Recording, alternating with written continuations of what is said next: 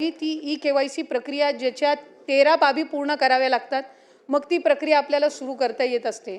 लाडकी बहीण योजनेअंतर्गत ज्या भगिनींची ई-KYC चुकली होती अशा भगिनींना पुन्हा एकदा संधी उपलब्ध करून देण्यात आलेली आहे।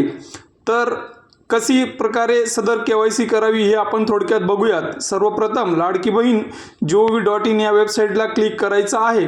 त्यानंतर बघा या ठिकाणी तुम्हाला KYC चुकली असल्यास उपलब्ध करून देण्याची संधी म्हणून जी टॅब ब्लिंक होत आहे त्याच्यावर क्लिक करायचं आहे आणि हा शेवटची संधी असणार आहे।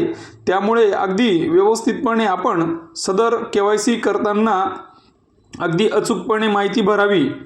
आता इथं क्लिक केल्यानंतर सर्वप्रथम तुम्हाला या ठिकाणी जो तुमचा KYC करण्यासाठीचा आधार कार्ड क्रमांक आहे तो टाकायचा आहे। त्याच्यानंतर खाली कॅप्चा जो आहे तो टाकून ज्या सूचना दिलेल्या आहेत त्या व्यवस्थित वाचून घ्याव्यात, जेणेकरून तुम्हाला KYC करताना कुठली अडचण होऊ नये। सर्व झाल्यानंतर मी मान्य आहे या टॅबवर क्लिक करून तुम्ही OTP पाठवा या बटनावर क्लिक करू शकतात आणि ते केल्याच्या नंतर वेबसाईट थोडी स्लो चालत असल्या कारणाने तुम्हाला थोडा वेळ लागू शकतो।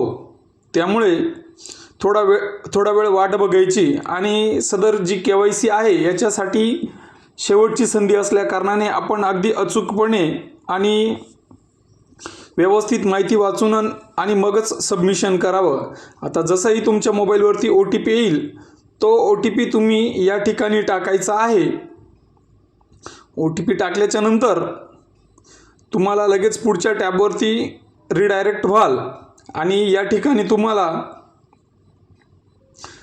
बघा आता इथं माहिती दिलेली आहे की मुख्यमंत्री माझी लाडकी बहीण योजनेअंतर्गत माझ्या कुटुंबातील सदस्य कुठल्याही शासकीय सेवेत नाही, तर या ठिकाणी नाही इथं क्लिक करायचं आहे। तसंच कुठल्या पेन्शनचा लाभ घेत आहेत का, तर या ठिकाणी देखील नाही या बटनावर क्लिक करायचं आहे आणि हे केल्याच्या नंतर वरील दोन्ही माहिती बरोबर आहेत या बटनावर क्लिक करून तुम्ही सहमत आहात याच्यावर क्लिक केल्यानंतर लगेचच तुमची KYC ही दुरुस्ती होणार आहे आणि अगदी व्यवस्थितपणे सदर KYC हाताळावी, जेणेकरून तुम्हाला सदर ही शेवटची संधी असल्या कारणाने पुन्हा संधी मिळणार नाही।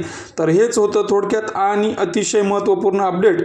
अशाच विविध शासकीय योजनांच्या माहितीसाठी इतर भगिनींपर्यंत सदर व्हिडिओ शेअर करावा आणि आपल्या चॅनलला सबस्क्राईब करून घ्या, जेणेकरून कुठलीही शासकीय योजनेची माहिती आल्यास आपल्यास तात्काळ ही उपलब्ध करून देण्यात येणार।